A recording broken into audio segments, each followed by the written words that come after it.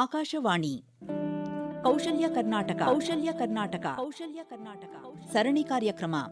ಕೌಶಲ್ಯಾಭಿವೃದ್ಧಿ ನಿಗಮದಲ್ಲಿರುವ ಯೋಜನೆಯ ಬಗ್ಗೆ ಮಾಹಿತಿ ನೀಡುತ್ತಾರೆ ನಿಗಮದ ವ್ಯವಸ್ಥಾಪಕರಾದ ಕವಿತಾ ಎಸ್ ಗೌಡ ಅವರು. ಪ್ರಾಯೋಜಕರು ಕೌಶಲ್ಯಾಭಿವೃದ್ಧಿ, ಉದ್ಯಮಶೀಲತೆ ಹಾಗೂ ಜೀವನೋಪಾಯ ಇಲಾಖೆ, ಕರ್ನಾಟಕ ಸರ್ಕಾರ.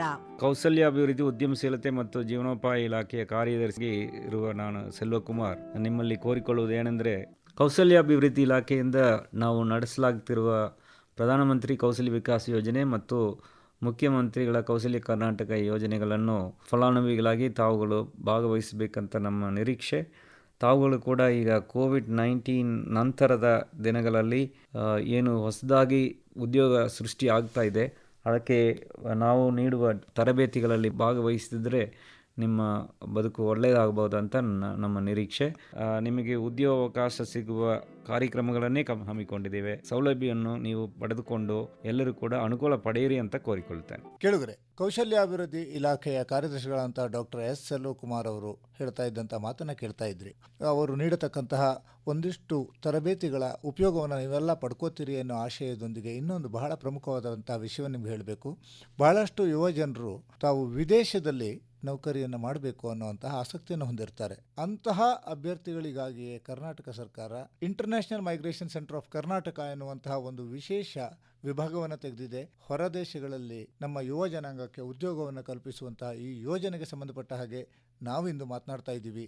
ಇದನ್ನು ತಿಳಿಸೋದಕ್ಕೆ ಇಂದು ನಮ್ಮೊಂದಿಗಿದ್ದಾರೆ ಕೌಶಲ್ಯಾಭಿವೃದ್ಧಿ ನಿಗಮದ ವ್ಯವಸ್ಥಾಪಕರಾದಂತಹ ಕವಿತಾ ಎಸ್ ಗೌಡ ಅವರು. ಕವಿತಾ ಎಸ್ ಗೌಡ ಅವರೇ, ನಮಸ್ಕಾರ ಹಾಗೂ ಸ್ವಾಗತ. ನಮಸ್ತೆ ಸರ್. ಈಗ ವಿದೇಶದಲ್ಲಿ ಅವರು ಸಾಗರೋತ್ತರ ಪ್ರದೇಶಗಳು ಅಂದರೆ ಇಂಟರ್ನ್ಯಾಷನಲ್ ಲೆವೆಲ್ನಲ್ಲಿ ತಾನು ಫಾರಿನ್ ಕಂಟ್ರೀಸಲ್ಲೇ ಕೆಲಸ ಮಾಡಬೇಕು ಅಂತ ಬಹಳಷ್ಟು ಯುವಕರು ಆಸಕ್ತಿ ಪಡೋದ್ರಲ್ಲಿ ತಪ್ಪೇನಿಲ್ಲ. ಅಂತಹ ಒಂದು ಯುವ ಜನಾಂಗದವರಿಗೆ ತಾವು ಫಾರಿನ್ನಿಗೆ ಕಳಿಸೋದಕ್ಕೆ ಯಾವ ರೀತಿ ವ್ಯವಸ್ಥೆ ಮಾಡ್ತೀರಿ? ಹೊರದೇಶಗಳಲ್ಲಿ ಕೆಲಸ ಮಾಡಬೇಕು ಅಂತ ಆಸಕ್ತಿ ಇರೋರು ಬಹಳ ಜನ ಇದ್ದಾರೆ. ಬಹಳ ಜನ ಹೋಗ್ತಾನೂ ಇದ್ದಾರೆ. ರಿಜಿಸ್ಟರ್ಡ್ ಪ್ರೈವೇಟ್ ಏಜೆನ್ಸಿಗಳ ಮೂಲಕ ಹೋಗ್ತಿರ್ತಾರೆ. ಅಥವಾ ಬಹಳಷ್ಟು ಏಜೆನ್ಸಿಗಳು ಪ್ರೊಟೆಕ್ಟೆಡ್ ಜನರಲ್ ಆಫ್ ಎಮಿಗ್ರೆಂಟ್ಸ್ ಕೆಳಗಡೆ ರಿಜಿಸ್ಟರ್ ಆಗದೇನೂ ಸಹ ಬಹಳಷ್ಟು ಏಜೆನ್ಸಿಗಳಿದ್ದಾವೆ. ವೈಟ್ ಕಾಲರ್ ಜಾಬ್, IT ಅಥವಾ ಹೆಚ್ಚು ಓದಿರೋರ್ಗೆ ಅಷ್ಟೇ ಹೊರಗಡೆ ದೇಶದಲ್ಲಿ ಕೆಲಸ ಮಾಡುವಂಥ ಅವಕಾಶ ಇದೆ ಅಂತ ಬಹಳಷ್ಟು ಜನರು ಅಂದ್ಕೊಂಡಿರ್ತಾರೆ. ಅಷ್ಟೇ ಅಲ್ಲ, ಬ್ಲೂ ಕಾಲರ್ ಜಾಬ್ ಅಂದರೆ ಡ್ರೈವರ್ಸ್ ಇರ್ಬೋದು, ಮನೆ ಕೆಲಸ ಮಾಡುವಂಥವ್ರು ಇರಬಹುದು, ಕೇರ್ ಟೇಕರ್ಸ್ ಇರ್ಬೋದು, ನರ್ಸಸ್ ಇರ್ಬೋದು, ಕುಕ್ಕಿಂಗ್ ಮಾಡುವಂಥವ್ರು ಇರ್ಬೋದು, ಎಲೆಕ್ಟ್ರಿಷಿಯನ್ಸ್, ಪ್ಲಂಬರ್ಸ್, ಇವರೆಲ್ಲರಿಗೂ ಸಾಕಷ್ಟು ಅವಕಾಶಗಳು ಹೊರಗಡೆ ದೇಶಗಳಲ್ಲಿ ಈ ಒಂದು ಕೌಶಲ್ಯ ಇರೋವಂಥವ್ರಿಗೆ ಹೊರಗಡೆ ದೇಶಗಳಲ್ಲಿ ಅವಕಾಶ ಇದೆ. ಬಟ್ ಏನಾಗುತ್ತೆ, ಇವರು ಈ ಥರ ಪ್ರೈವೇಟ್ ಏಜೆನ್ಸಿಗಳ ಮೂಲಕ ಹೋಗೋದ್ರಿಂದ ಬಹಳಷ್ಟು ಬಾರಿ ಇಲೀಗಲ್ ವೇ ಆಗಿ ಹೋಗಿ ಸರಿಯಾದ ಡಾಕ್ಯುಮೆಂಟೇಷನ್ಸ್ ಇಲ್ಲದೆ ಹೋಗಿ ಅಥವಾ ಅದ್ರ ಬಗ್ಗೆ ಸರಿಯಾದ ಮಾಹಿತಿಗಳನ್ನು ತಿಳ್ಕೊಳ್ದೆ ಹೋಗಿ ಅಲ್ಲಿ ಸಿಕ್ಕಾಕೊಂಡು ಕಷ್ಟಕ್ಕೆ ಸಿಲುಕುವಂಥವ್ರು ಬಹಳಷ್ಟು ಪ್ರಸಂಗಗಳನ್ನ ನಾವು ನೋಡಿದ್ದೀವಿ. ಒಂದು ಖಾಸಗಿ ಸಂಸ್ಥೆಯ ಮುಖಾಂತರ ವಿದೇಶಕ್ಕೆ ಹೋದಂಥ ಸಮಯದಲ್ಲಿ ಈ ಒಂದು ಪ್ರಸಂಗವನ್ನು ಎದುರಿಸೋದನ್ನ ನೋಡ್ತೀವಿ. ಹೌದು. ತಾವು ಹಾಗಿದ್ರೆ ಇದರ ರೆಸ್ಪಾನ್ಸಿಬಿಲಿಟಿನ ತಗೋತೀರಿ? ಸೊ ನಮ್ಮ ಅಂತಾರಾಷ್ಟ್ರೀಯ ವಲಸೆ ಕೇಂದ್ರ ರಿಜಿಸ್ಟರ್ಡ್ ಏಜೆನ್ಸೀಸ್ ರಾಜ್ಯಮಟ್ಟದಲ್ಲಿ ರಿಜಿಸ್ಟರ್ ಆಗಿರೋದ್ರಿಂದ ನಾವು ಕಂಪ್ಲೀಟ್ ಮೈಗ್ರೇಷನ್ ಸೈಕಲ್ ಆ ಎಲ್ಲಾ ಹಂತಗಳಲ್ಲೂ ಒಂದು ಸೇವೆಗಳನ್ನ ನಾವು ನೀಡ್ತೀವಿ. IMCK ಮೂಲಕ ಹೊರದೇಶಗಳಿಗೆ ಅವರು ಉದ್ಯೋಗವನ್ನ ನಮ್ಮ ಏಜೆನ್ಸಿ ಮೂಲಕ ಹೋದಾಗ ಮೈಗ್ರೇಷನ್ ಸೈಕಲ್ ಇರುವಂಥ ಎಲ್ಲಾ ಹಂತಗಳಲ್ಲೂ ನಾವು ಅವರಿಗೆ ಸೇವೆಯನ್ನು ಸಲ್ಲಿಸ್ತೀವಿ. ಉದಾಹರಣೆಗೆ ಪೂರ್ವ ನಿರ್ಧಾರ ಅಂದರೆ ಪ್ರೀ ಡಿಸಿಷನ್. ಈಗ ಒಬ್ಬರು ವಲಸೆ ಹೋಗಬೇಕು ಅಂತ ಅನ್ಕೊಳ್ಳೋದಕ್ಕಿಂತ ಮುಂಚೆ ಬಹಳಷ್ಟು ಫ್ಯಾಕ್ಟರ್ಸ್ನ ಕನ್ಸಿಡರ್ ಮಾಡಿ ನಿರ್ಧಾರ ಮಾಡುವಂಥ ಒಂದು ಹಂತ ಅದು. ಅಲ್ಲಿ ನಾವು ಅವರಿಗೆ ಕೌನ್ಸಿಲಿಂಗನ್ನು ಮಾಡ್ತೀವಿ. ಯಾವ ಜಾಬ್ ಡಿಮಾಂಡ್ ಇದೆ, ಓಪನಿಂಗ್ಸ್ ಇದೆ ಅನ್ನೋದನ್ನು ನಾವು ತಿಳಿಸಿ ಅವರ ಎಲಿಜಿಬಿಲಿಟಿ ಕ್ರೈಟೀರಿಯಾ ಮತ್ತು ಫಾರಿನ್ ಎಂಪ್ಲಾಯರ್ ಏನು ಎಲಿಜಿಬಿಲಿಟಿ ಕ್ರೈಟೀರಿಯಾ ಬೇಕು ಅಂತ ಕೊಟ್ಟಿರ್ತಾರೋ ಅದು ಮ್ಯಾಚ್ ಆದಾಗ ಅವ್ರಿಗೆ ಇಂಟರ್ವ್ಯೂಗೆ ನಾವು ಆಹ್ವಾನಿಸ್ತೀವಿ. ಸೊ ಎರಡನೇ ಹಂತ ನೇಮಕಾತಿ. ಸೊ ಇಂಟರ್ವ್ಯೂಗೆ ಆ ಫಾರಿನ್ ಎಂಪ್ಲಾಯರ್ ಕೊಡ್ತಿರುವಂತಹ ಎಲ್ಲ ಇನ್ಸೆಂಟಿವ್ಸ್ ಬಗ್ಗೆ ನಾವು ತಿಳಿಸ್ತೀವಿ. ಫಾರಿನ್ ಎಂಪ್ಲಾಯರ್ ಬಗ್ಗೆ ತಿಳಿಸ್ತೀವಿ. ಉದಾಹರಣೆಗೆ ಎಷ್ಟು ಸಂಬಳ ಕೊಡ್ತಿದ್ದಾರೆ, ಏನೇನು ಇನ್ಸೆಂಟಿವ್ ಕೊಡ್ತಾರೆ, ಇಲ್ಲ ಅಕಾಮಿಡೇಷನ್ ಕೊಡ್ತಾರಾ, ಊಟ ಕೊಡ್ತಾರಾ, ಪ್ರತಿಯೊಂದು ಎಲ್ಲ ಮಾಹಿತಿಯನ್ನು ನಾವು ಬಹಳ ಪಾರದರ್ಶಕವಾಗಿ ನಾವು ಅವರಿಗೆ ತಿಳಿಸಿ ಅವ್ರು ಇಂಟರ್ವ್ಯೂಗೆ ರೆಡಿ ಇದ್ದಾರೆ ಅಂತ ಒಪ್ಪಿದ ನಂತರ ನಾವು ಇಂಟರ್ವ್ಯೂನ ಫೆಸಿಲಿಟೇಷನ್ ಮಾಡ್ತೀವಿ. ಸೊ ಈಗ ಇಂಟರ್ವ್ಯೂ ನಡೆದು ಅವರು ಸೆಲೆಕ್ಟ್ ಕೂಡ ಆದರು ಅಂತ ತಿಳ್ಕೊಳ್ಳೋಣ. ಈಗ ಸೆಲೆಕ್ಟ್ ಆದಮೇಲೆ ಮುಂದಿನ ಹಂತ ಪ್ರೀ ಡಿಪಾರ್ಚರ್, ಪೂರ್ವ ನಿರ್ಗಮನ. ಸೊ ಇವರು ಹೋಗೋದಕ್ಕಿಂತ ಮುಂಚೆ ಕೆಲವೊಂದು ಪ್ರೊಸೀಜರ್ಸ್ ಇರುತ್ತೆ. ಸೊ ಒಂದು ಹೊರ ದೇಶಕ್ಕೆ ಹೋಗಬೇಕಾದ ಕೆಲವೊಂದು ಪಾಸ್ಪೋರ್ಟ್ ವೆರಿಫಿಕೇಷನ್ ಇರಬಹುದು, ವೀಸಾ ಸ್ಟ್ಯಾಂಪಿಂಗ್ ಇರಬಹುದು, ಇನ್ಶೂರೆನ್ಸ್ ಮಾಡಿಸೋವಂಥದ್ದು ಇರ್ಬೋದು, ಮೆಡಿಕಲ್ ಚೆಕಪ್ ಆದ ನಂತರ ಬರುವಂಥ ಸರ್ಟಿಫಿಕೇಟ್ನ ಕೊಡುವಂಥದ್ದು ಇರ್ಬೋದು. ಈ ರೀತಿ ಎಲ್ಲ ಡಾಕ್ಯುಮೆಂಟೇಷನ್ ವೆರಿಫಿಕೇಷನ್ ಆಗಿ ಆ ಡಾಕ್ಯುಮೆಂಟ್ಸ್ನ ಅವ್ರು ಮಾಡ್ಕೊಳ್ಳೋದಕ್ಕೂ ಸಹ ನಾವು ಅವರಿಗೆ ಸಹಾಯವನ್ನು ಮಾಡ್ತೀವಿ. ಅದಷ್ಟೇ ಅಲ್ಲ, ಅವರು ಒಂದು ದೇಶಕ್ಕೆ ಹೋಗೋದಕ್ಕಿಂತ ಮುಂಚೆ pre departure training, PDOT training ಅಂತ ಕೂಡ ನಾವು ಮಾಡ್ತೀವಿ. ಅಲ್ಲಿ ಈಗ ಒಂದು ದೇಶಕ್ಕೆ ಹೋದಾಗ ಆ ದೇಶದ ಕಾನೂನು ಬೇರೆ, ಆ ದೇಶದಲ್ಲಿರುವಂಥ ಲೇಬರ್ ಲಾಸ್ ಬೇರೆ, ಆ ದೇಶದಲ್ಲಿರುವಂಥ ಒಂದು ಸಂಸ್ಕೃತಿ ಬೇರೆ, ಭಾಷೆ ಬೇರೆ, ಅಲ್ಲಿ ಕೆಲವೊಂದು ರೂಲ್ಸ್ ಆ್ಯಂಡ್ ರೆಗ್ಯುಲೇಷನ್ಸ್ ಬೇರೆ. ಯಾವ ದೇಶಕ್ಕೆ ಹೋಗ್ತಾರೆ ಆ ದೇಶದ ಬಗ್ಗೆ ಎಲ್ಲ ವಿಚಾರಗಳನ್ನ ತಿಳ್ಕೊಳ್ಳೋದು ಬಹಳ ಮುಖ್ಯ ಆಗಿರುತ್ತೆ. ಆ ಎಲ್ಲ ವಿಚಾರವನ್ನು ನಾವು ಅವರಿಗೆ ಮಾಹಿತಿಯನ್ನು ತಿಳಿಸಿ ಒಂದು ಟ್ರೈನಿಂಗನ್ನು, ಒಂದು ದಿನದ ಟ್ರೈನಿಂಗನ್ನು ನೀಡಿ ನಂತರ ಅಲ್ಲಿ ಹೋದಾಗ ಅವ್ರು ಯಾವುದಾದ್ರೂ ರೀತಿಯಾದಂಥ ತೊಂದರೆಯಲ್ಲಿ ಸಿಕ್ಕಾಕೊಂಡಾಗ, ಅದು ಫಾರಿನ್ ಎಂಪ್ಲಾಯರಿಂದ ಏನಾದರೂ ತೊಂದರೆ ಸಿಕ್ಕಾಕೊಂಡಾಗ ಅಥವಾ ಅಲ್ಲಿ ಇನ್ನೇನೋ ಒಂದು ಅವಘಡ ನಡೆದಾಗ ಅಲ್ಲಿರುವಂಥ ಎಂಬಸಿನ ಹೇಗೆ ಕಾಂಟ್ಯಾಕ್ಟ್ ಮಾಡಬೇಕು, ಅಲ್ಲಿರುವಂಥ ಎಂಬಸಿ ಕಾನ್ಸುಲೇಟ್ನ ಹೇಗೆ ಕಾಂಟ್ಯಾಕ್ಟ್ ಮಾಡಬೇಕು, ಎಮರ್ಜೆನ್ಸಿ ಕಾಂಟ್ಯಾಕ್ಟ್ಸ್ ಏನು, ಆ ಎಲ್ಲ ಮಾಹಿತಿ ಕೊಟ್ಟು ಪ್ರೀ ಡಿಪಾರ್ಚರ್ ಟ್ರೈನಿಂಗನ್ನು ಮಾಡ್ತೀವಿ. ಪ್ರೀ ಡಿಪಾರ್ಚರ್ ಟ್ರೈನಿಂಗ್ ಏನೋ ಮಾಡ್ಬಿಡ್ತಾರೆ. ಬಹಳಷ್ಟು ಜನರು ನಿಮ್ಮಲ್ಲಿ ನೋಂದಣಿ ಮಾಡಿದಂಥವರಿಗೆ ಪಾಸ್ಪೋರ್ಟೇ ಇರೋದಿಲ್ಲ, ಪಾಸ್ಪೋರ್ಟು ಕೂಡ ಮಾಡಿಸ್ಕೊಡೋ ವ್ಯವಸ್ಥೆ ಮಾಡ್ತೀರಾ ಸರ್? ಈಗ ಆಸ್ ಯು ರೈಟ್ಲಿ ಸೆಡ್, ಭಾಳಷ್ಟು ಆಕಾಂಕ್ಷೆ ಇಟ್ಕೊಂಡು ಬರೋರಿಗೆ ಪಾಸ್ಪೋರ್ಟ್ ಕೂಡ ಇಲ್ಲಿರುವಂಥ ಪ್ರಸಂಗಗಳನ್ನ ನಾವು ನೋಡ್ಬೋದು. ಅವರಿಗೆ ಆ ಒಂದು ಸಹಾಯ ಬೇಕಾದಲ್ಲಿ ಆ ಒಂದು ವ್ಯವಸ್ಥೆ ಕೂಡ ನಾವು ಮಾಡಿಕೊಡ್ತೀವಿ. ಸೊ ಈಗ ಪ್ರೀ ಡಿಪಾರ್ಚರ್ ಆಗಿ ಈಗ ಆ ದೇಶಕ್ಕೆ ಹೋದರು, ಆ ದೇಶಕ್ಕೆ ಹೋದ ನಂತರ ನಾವಲ್ಲಿ ಓಕೆ ನಮ್ಮ ಕೆಲಸ ಮುಗೀತು ಅಂತ ನಾವಲ್ಲಿ ಬಿಟ್ಬಿಡೋದಿಲ್ಲ. ಅವರು ಇವಾಗ ಒಂದು ಕೆಲಸಕ್ಕೆ ಅವ್ರು ಹೋದಾಗ 2 ವರ್ಷಕ್ಕೆ ಕಾಂಟ್ರಾಕ್ಟ್ ಅಂತ ಹೋದಾಗ ಅವರ ಕಾಂಟ್ರಾಕ್ಟ್ ಮುಗಿಸಿ ವಾಪಸ್ ನಮ್ಮ ದೇಶಕ್ಕೆ ಬರುವವರೆಗೂ ನಾವು ಅವ್ರ ಜವಾಬ್ದಾರಿಯನ್ನು ನಾವಿಲ್ಲಿ ತಗೊಳ್ತೀವಿ.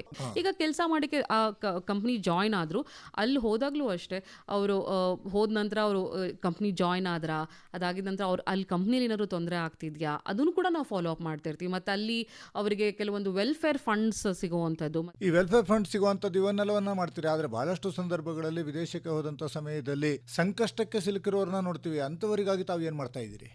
ಏನಾದರೂ ಅಲ್ಲಿ ಕುಂದುಕೊರತೆ ಆದಲ್ಲಿ ಮದದ್ ಅಂತ ಒಂದು ಈ ಮೈಗ್ರೇಟ್ ಆ್ಯಂಡ್ ಮದದ್ ಅಂತ ಒಂದು ಪೋರ್ಟಲ್ ಕೂಡ ನಮ್ಮಲ್ಲಿದೆ. ಅಲ್ಲಿ ಏನಾದರೂ ಅವರು ಏನಾದರೂ ಸಂಕಷ್ಟಕ್ಕೆ ಸಿಲುಕಿದಾಗ, ಏನಾದರೂ ತೊಂದರೆ, ಫಾರಿನ್ ಎಂಪ್ಲಾಯರಿಂದ ಏನಾದರೂ ಕಿರುಕುಳ ಅನುಭವಿಸ್ತಿದ್ದಾರಾ ಅಥವಾ ಯಾವುದೇ ರೀತಿಯಾದಂಥ ತೊಂದರೆ ಅವರು ಆ ದೇಶದಲ್ಲಿ ಅನುಭವಿಸಿದಾಗ ಈ ಪೋರ್ಟಲಲ್ಲೂ ಕೂಡ ಅವರು ಅವರ ಕುಂದುಕೊರತೆಯನ್ನು ರಿಜಿಸ್ಟರ್ ಅಂದರೆ ನಮಗೆ ತಿಳಿಸಬಹುದು. ಅಲ್ಲಿ ನಮಗೆ ಆ ಪೋರ್ಟಲ್ನಲ್ಲಿ ಅವರು ಹೋಗ್ಬಿಟ್ಟು ಅಲ್ಲಿ ಲಾಗಿನ್ ಮಾಡಿ ರಿಜಿಸ್ಟರ್ ಆಗಿ ಆ ಮಾಹಿತಿನ ಅಲ್ಲಿ ತಿಳಿಸಬಹುದು. ಸೊ ಅದ್ರ ಬೇಸ್ಡ್ ಆನ್ ದಟ್ ನಾವು ಅಲ್ಲಿನ ಎಂಬಸಿ ಅಥವಾ ಕಾನ್ಸುಲೇಟ್ನ ನಾವು ಕಾಂಟ್ಯಾಕ್ಟ್ ಮಾಡಿ ಅವರಿಗೆ ಬೇಕಾದಂಥ ಸಹಾಯವನ್ನು ನಾವು ಒದಗಿಸ್ಕೊಡ್ತೀವಿ. ಇನ್ನು ಅಲ್ಲಿ ಅವರು ಮುಗಿಸಿ 2 ವರ್ಷ ಕಾಂಟ್ಯಾಕ್ಟ್ ಮೇಲೆ ಹೋಗಿದ್ರೆ ಅದು ಮುಗಿಸಿ ವಾಪಸ್ ಬಂದಾದ ನಂತರ ವಾಪಸ್ ಬರೋವರೆಗೂ ನಾವು ಫಾಲೋ ಅಪ್ ಮಾಡಿ, ಬೈ ಚಾನ್ಸ್ ಇಲ್ಲೇನೋ ಅವರಿಗೆ ರಿಹ್ಯಾಬಿಲಿಟೇಷನ್ ಏನೋ ತೊಂದರೆ ಆಯಿತು, ಇಲ್ಲಿ ವಾಪಸ್ ಬಂದಾಗ ಇಲ್ಲಿ ಉಳ್ಕೊಳ್ಳೋಕ್ಕೇನೋ ತೊಂದರೆ, ಅಲ್ಲೂ ಸಹ ಅವರಿಗೆ ಕೌಶಲ್ಯ ಅರ್ಹತೆಗೆ ಸಂಗ್ರಹಿಸಿ ಅಲ್ಲಿ ಇಲ್ಲೇನಾದರೂ ಅವ್ರಿಗೆ ಕೆಲಸ ಬೇಕಾದರೆ ಅದು ಕೂಡ ನಾವು ಹೆಲ್ಪ್ ಮಾಡ್ತೀವಿ. ಮತ್ತು ಪುನರ್ವಸತಿಯ ಬಗ್ಗೆ ಕೂಡ ಮಾಹಿತಿಯನ್ನು ನಾವು ಅವರಿಗೆ ಒದಗಿಸ್ಕೊಡ್ತೀವಿ. ಅಂದರೆ ಎಲ್ಲ ನಮ್ಮ ಯುವಕರು ಈ ತರಹ ಆಸಕ್ತಿ ಹೊಂದಿದಂಥವರಿಗೆ ಎಲ್ಲವೂ ಉಚಿತ. ಖಂಡಿತ.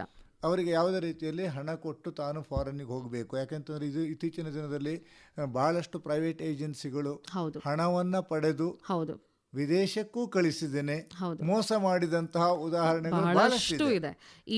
ಈ ಒಂದು ನಿಟ್ಟಿನಲ್ಲಿ ನಮ್ಮ ಈ ವಿಮೆನ್ ಟ್ರಾಫಿಕಿಂಗ್ ಇರಬಹುದು ಅಥವಾ ಚೈಲ್ಡ್ ಟ್ರಾಫಿಕಿಂಗ್ ಇರ್ಬೋದು, ಭಾಳಷ್ಟು ನಡೀತಿರೋದು ಈ ಥರ ಇಲ್ಲೀಗಲ್ ಏಜೆನ್ಸಿಗಳ ಮೂಲಕ ಹೋದಾಗಲೇ ಈ ಥರ ಒಂದು ಪ್ರಸಂಗಗಳಿಗೆ ಇದು ದಾರಿ ಮಾಡಿಕೊಡುವಂಥದ್ದು. ಹಾಗಾಗಿ ನೀವು ನಮ್ಮ ಸಂಸ್ಥೆಯಿಂದ ಹೋದಾಗ ಇಟ್ಸ್ ಅ ಸೇಫ್ ಮೈಗ್ರೇಷನ್ ಅಂತ ನಾವು ಹೇಳ್ತೀವಿ. Safe migration but demand driven.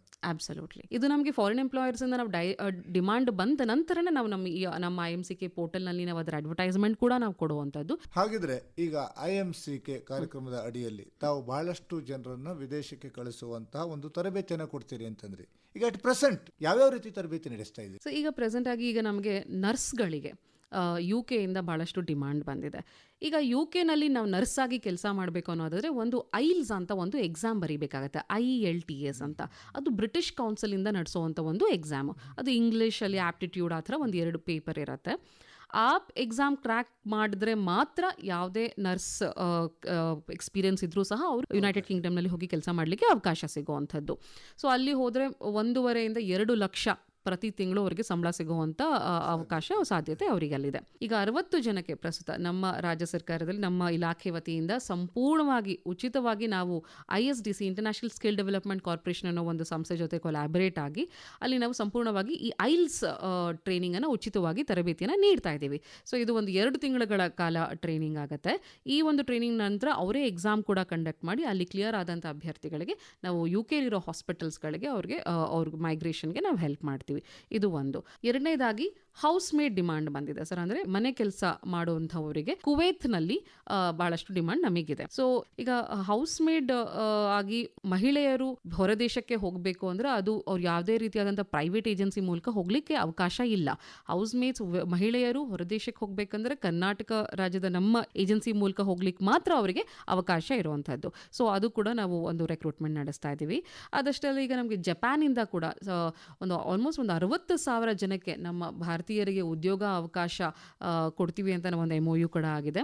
The best part is ರೈತರಿಗೂ ಕೂಡ ಅವಕಾಶ ಇದೆ, ಆ ಒಂದು ಡಿಮಾಂಡ್ ಬಂದಿದೆ. ಮತ್ತು ಹೋಟೆಲ್ ಮ್ಯಾನೇಜ್ಮೆಂಟ್, ನರ್ಸಸ್, ಈ ಒಂದು ಡಿಮಾಂಡ್ ನಮಗೆ ಜಪಾನ್ನಲ್ಲಿ ಉದ್ಯೋಗ ಅವಕಾಶ ಕೊಡಲಿಕ್ಕೆ ನಮಗೊಂದು ಅವಕಾಶ ಇದೆ. ಬಟ್ ಆದರೆ ಅಲ್ಲಿಗೆ ಹೋಗಲಿಕ್ಕೆ ಒಂದು ಎಲಿಜಿಬಿಲಿಟಿ ಕ್ರೈಟೀರಿಯಾ ಅಂದರೆ ಜಾಪನೀಸ್ ಭಾಷೆ ಬರಬೇಕು ಅವರಿಗೆ. ನಮ್ಮ ಇಲಾಖೆಯಿಂದನೇ ಉಚಿತವಾಗಿ ಆಸಕ್ತಿ ಇದು ಬಂದವರಿಗೆ ಜಾಪನೀಸ್ ಟ್ರೈನಿಂಗ್ ಕೊಟ್ಟು ಬೇಸಿಕ್ ಆಗಿ ಅಲ್ಲಿ ಹೋಗಿ ಸರ್ವೈವಲ್ಗೆ ಅವ್ರಿಗೆ ಎಷ್ಟು ಬೇಸಿಕ್ ಭಾಷೆ ಬೇಕೋ ಅಷ್ಟು ಭಾಷೆ ಕಲ್ತ್ರೆ ಸಾಕಾಗುತ್ತೆ. ಅಷ್ಟು ಭಾಷೆನ ನಾವಿಲ್ಲಿ ಕಲಿಸಿ ಅದೊಂದು ಅಸೆಸ್ಮೆಂಟ್ ಇರುತ್ತೆ. ಅಲ್ಲಿ ಕ್ಲಿಯರ್ ಆದರೆ ಅವ್ರಿಗೆ ಜಪಾನಲ್ಲೂ ಹೋಗಿ ಕೆಲಸ ಮಾಡಲಿಕ್ಕೆ ಅವರಿಗೆ ಅವಕಾಶ ಇದೆ. ಸದ್ಯದಲ್ಲಿ ಈ ರೀತಿಯ ಹೇಗೆಲ್ಲ ನಮಗೆ ಡಿಮಾಂಡ್ ಬರುತ್ತೋ ಆ ಎಲ್ಲ ಡಿಮಾಂಡನ್ನು ನಾವು ಮೊಬಿಲೈಸ್ ಮಾಡಿ ಅವೇರ್ನೆಸ್ ಕ್ರಿಯೇಟ್ ಮಾಡಿ ನಾವು ಬೇಕಾದಂಥ ತರಬೇತಿಯನ್ನು ನೀಡಿ ಅವರಿಗೆ ಉದ್ಯೋಗ ಸಿಗಲಿಕ್ಕೆ ಫೆಸಿಲಿಟೇಷನ್ ಮಾಡ್ತಾ ಇರ್ತೀವಿ. ಇದು ಅಟ್ ಪ್ರೆಸೆಂಟ್ ಈಗ ತಾವು ತಮ್ಮ ಒಂದು IMCK ಅಡಿಯಲ್ಲಿ ಮಾಡ್ತಾ ಇರುವಂತಹ ಒಂದು ಟ್ರೈನಿಂಗ್ ಕೋರ್ಸ್ಗಳು ಮತ್ತು ಕಳಿಸುವುದಕ್ಕೆ ತಯಾರಿಗಳು. ಯಾವುದಕ್ಕೆ ನಮಗೆ ಡಿಮಾಂಡ್ ಬಂದಿದೆ ಅಲ್ಲಿಗೆ ಮಾತ್ರ ನಾವು ಕೆಲಸ ಕಳಿಸೋ ಈಗ ನೀವು ಸಾಧ್ಯ. ಮಾತನ್ನ ಕೇಳ್ತಾ ಇದ್ರೆ IMCK ಪೋರ್ಟಲ್ ನಲ್ಲಿ ಹೆಸರನ್ನ ನೋಂದಾಯಿಸ್ಕೋಬೇಕು ಅಂತಂದ್ರೆ ಇದೇನು MCK ಪೋರ್ಟಲ್? ಈಗ ಹೇಗೆ ನಾವು ಸ್ಕಿಲ್ ಪೋರ್ಟಲ್ ಇದೆ ಅಂತ ನಾವು ಹೇಳಿದ್ವು ಮುಂಚೆ, ಅದೇ ರೀತಿ international migration centre for Karnataka ಬಗ್ಗೆ ತಿಳ್ಕೊಳ್ಬೇಕಾದ್ರೆ ಎಲ್ಲ ರೀತಿಯಂಥ ಮಾಹಿತಿ ನಮಗೆ www.imck.karnataka.gov.in ಈ ಒಂದು ವೆಬ್ಸೈಟ್ನಲ್ಲಿ ಎಲ್ಲ ರೀತಿಯಾದಂಥ ಮಾಹಿತಿ ಅವ್ರಿಗೆ ಸಿಗತ್ತೆ. ಅಷ್ಟೇ ಅಲ್ಲದೆ ಅವ್ರಿಗೆ ಇನ್ನೂ ಹೆಚ್ಚಿನ ಮಾಹಿತಿಗಾಗಿ ನಮ್ಮ ದೂರವಾಣಿ ಸಂಖ್ಯೆ 08029753007. ಇನ್ನೊಂದು ಸಾರಿ ಹೇಳ್ಬೋಣ. ಖಂಡಿತ 080 ಇದು ಕೋಡ್ ಹಾಕಿ 2975 3007 ಈ ದೂರವಾಣಿ ಸಂಖ್ಯೆಗೆ ಕೂಡ ಅವರು ಕರೆ ಮಾಡಿ ಯಾವುದೇ ನಮ್ಮ ಸಂಸ್ಥೆಗೂ ಕೂಡ ಬರಬಹುದು. ಇಲ್ಲೂ ಬಂದು ಎಲ್ಲ ಡೀಟೇಲನ್ನು ಕೌನ್ಸಿಲಿಂಗ್ ಪಡ್ಕೊಂಡು ಹೋಗಬಹುದು, ಎಲ್ಲ ಮಾಹಿತಿನ ಪಡ್ಕೊಂಡು ಹೋಗಬಹುದು.